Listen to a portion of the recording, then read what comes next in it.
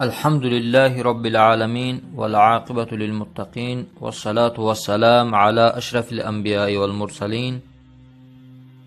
یک خواهر اسلامی ما در فیسبوک نوشته که التماس به مردم بفهمانند که عید 8 مارت آیا در اسلام جایز هست یا نه، از نگاه شریعت چه حکم دارد. به همین خاطر ما تصمیم گرفتیم که کم معلومات درباره اینکه عید 8 مارت از کجا پیدا شد و از کدام ملت است و به چه سبب پیدا شد و مسلمان ها برای چی این را جشن میگیرند.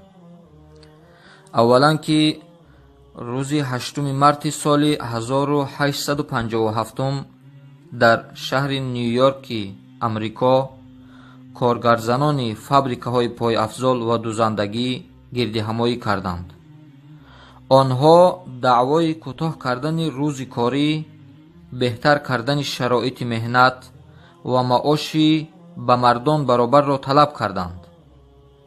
آن وقتها زنان تا 16 ساعت در یک شبانه روز مهنت میکردند، ولی برای کارهایشان مزد ناچیز میگرفتند.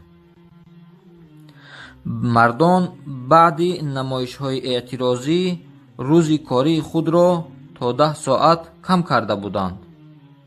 در بسیار کارخانه های ایالات متحده امریکا اتفاق های کسبه پیدا شدند.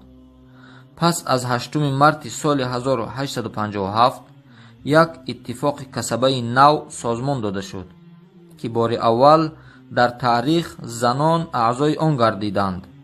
در این روز در اکثر کوچه های نیویورک صدها زنان به نمایش های اعتراضی برآمدند و دعوای صاحب شوی به حقوق آواز دادن را کردند.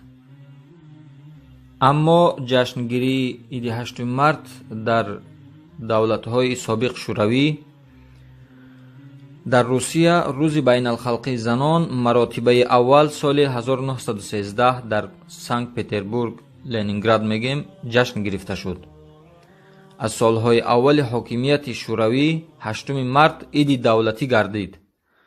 در ماه مارت سال 1917 زنان حقوق آوازدهی پیدا کردند و در سرقانون سال 1918 سیاستی برابر حقوق زنان عکس یافت و در حیات تطبیق شد.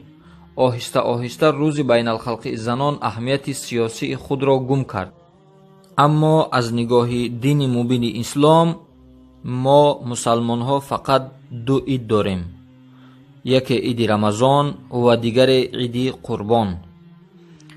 پیامبر اکرم صلی الله علیه و سلم می فرماید: من احدث فی امرنا هذا ما لیس منه فهو رد. هر کسی که در دین ما یک چیزی نوپیدا را میاره داخل میکنه پس وی مردود است، یعنی برگردونده میشه، قبول نیست. الله مهربان درباره احترام زنها در قرآن میفرماید: بسم الله الرحمن الرحیم و عاشروهن بالمعروف، و به زنها معاشرت خوب کنید.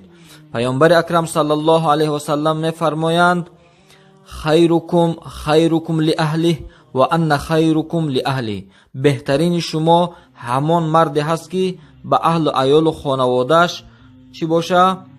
خوش گفتار و خوش رفتار و خوش اخلاق باشه. و من میگم بهترین شما هستم، خوش اخلاق تر هستم در نسبت خانداری، یعنی عائله داشتن. و صلی الله علی خیر خلقه محمد و آله و اصحابه اجمعین و السلام علیکم و رحمت الله و برکاته.